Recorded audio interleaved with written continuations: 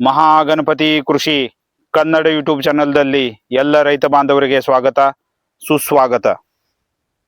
ಚಳಿಗಾಲದಲ್ಲಿ ನವೆಂಬರ್ ಹಾಗೂ ಡಿಸೆಂಬರ್ದಲ್ಲಿ ಯಾವ ಬೆಳೆಯನ್ನು ನಾವು ಮಾಡಿದ್ದಲ್ಲಿ ನಮಗೆ ಅಧಿಕವಾದ ಲಾಭ ಉಂಟಾಗತ್ತೆ, ಇದರ ಬಗ್ಗೆ ಇವತ್ತು ಮಾಹಿತಿಯನ್ನು ನಿಮಗೆ ಕೊಡ್ತಾ ಇದ್ದೀವಿ.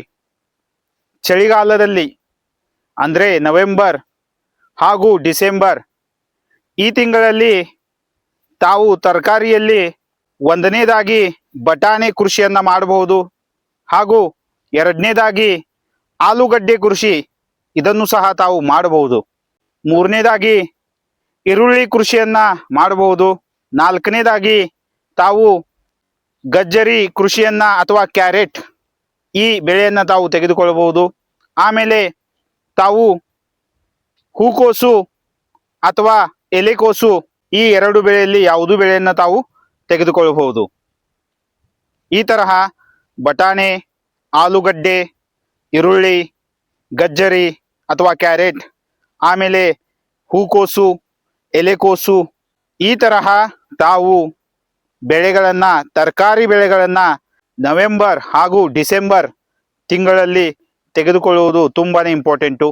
ಪ್ರತಿ ಸೀಸನ್ದಲ್ಲಿ ಯಾವ ಸೀಸನ್ ಇರುತ್ತೆ, ಈಗ ಇದು ಚಳಿಗಾಲದ ಸೀಸನ್ ಇದೆ, ಈ ಸೀಸನಲ್ಲಿ ಯಾವ ಬೆಳೆಗಳು ಸೂಟ್ ಆಗ್ತವೆ, ಯಾವ ಬೆಳೆಗಳು ಚೆನ್ನಾಗಿ ಬರ್ತವೆ, ಆ ಬೆಳೆಗಳನ್ನು ತಾವು ಮಾಡಿದ್ದಲ್ಲಿ ತಮಗೆ ಬೆಳೆಗಳ ಮೇಲಿನ ಖರ್ಚು ಕಡಿಮೆ ಆಗತ್ತೆ ಹಾಗೂ ಇಳುವರಿಯು ಅಧಿಕವಾಗಿ ಬರುತ್ತೆ.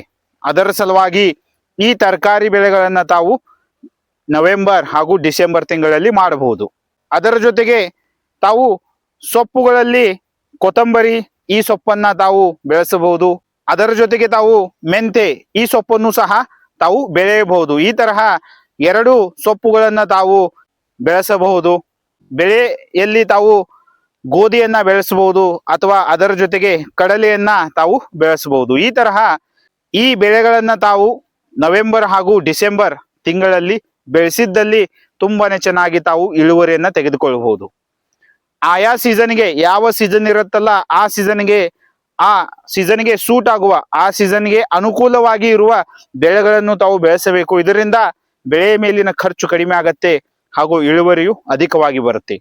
ಅದರ ಸಲುವಾಗಿ ಈ ಎಲ್ಲ ಬೆಳೆಗಳು ತಾವು ನವೆಂಬರ್ ಹಾಗೂ ಡಿಸೆಂಬರ್ ಈ ತಿಂಗಳಲ್ಲಿ ಮಾಡಬಹುದು ಅಥವಾ ಇದರ ಕೃಷಿಯನ್ನ ತಾವು ಮಾಡಬಹುದು. ಈಗ ಭೇಟಿಯಾಗೋಣ ನೆಕ್ಸ್ಟ್ ವಿಡಿಯೋದಲ್ಲಿ. ಥ್ಯಾಂಕ್ ಯು, ಧನ್ಯವಾದಗಳು.